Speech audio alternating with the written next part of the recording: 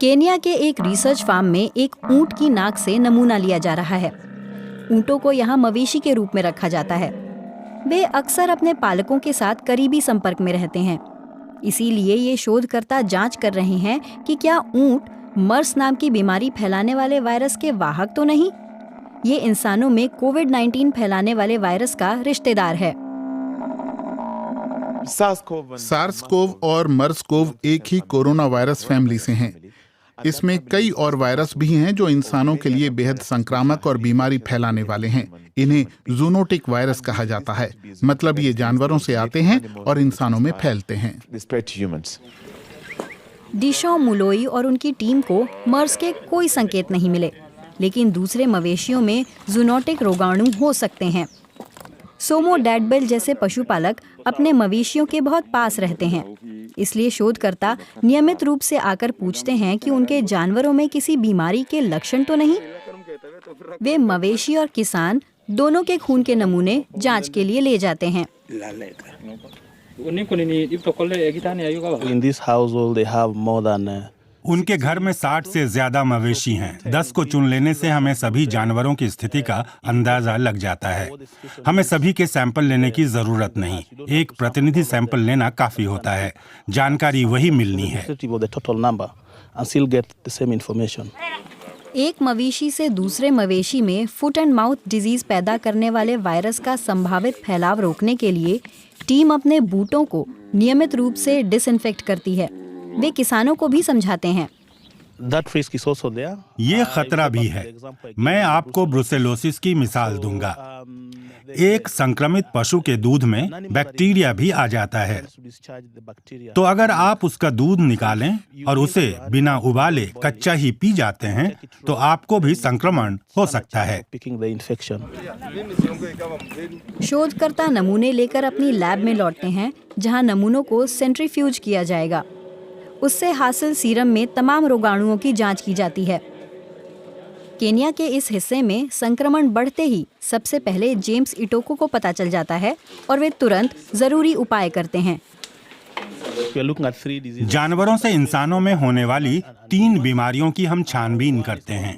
एक तो है ब्रुसेलोसिस, दूसरी है क्यू बुखार और तीसरी है रिफ्ट वैली फीवर वायरस। तीनों बीमारियां पशुओं और इंसानों दोनों में हो सकती हैं।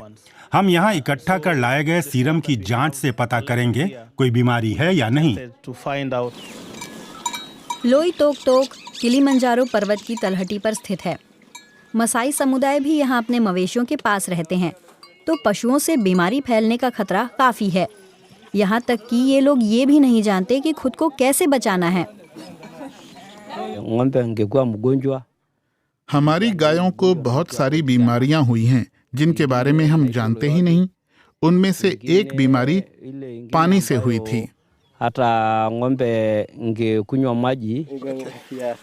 कीड़ों के काटने से भी बीमारियां फैल सकती हैं, लेकिन गंदे पानी से होने वाली बीमारियों का खतरा सबसे ज्यादा उन पशुपालकों को होता है जो बीमार पशुओं का मांस खाते हैं, जैसे कि कितिम्बेई। केन्या में सूखे से भी समस्या विकराल हुई है। सूखा पड़ने से किसान अपने बहुत सारे पशु गंवा चुके हैं। मवेशियों में बीमारी की पहचान नहीं हो पाती। हो सकता है भूख से भी बेहाल हों। लैब में टेस्ट के लिए डॉक्टर यहाँ भी जानवरों के खून के नमूने लेते हैं। खुशकिस्मती से इलाके में किसी खतरनाक रोगाणु से बड़ी बीमारी नहीं फैली, म्यूटेशन भी नहीं दिखे। लेकिन जंगली और पालतू पशु यहाँ आसपास ही रहते हैं। जानकारों को केन्या में जूनोटिक बीमारी फैलने की चिंता है। पर्यावरण में बदलाव, जलवायु परिवर्तन और जमीन के उपयोग के बदलते पैटर्नों से भी बहुत सारे म्यूटेशन आने की आशंका होती है। आबादी का दबाव भी बदलाव ला रहा है। असल में वाहक वही हैं, वही म्यूटेशन ला रहे हैं दिन रात।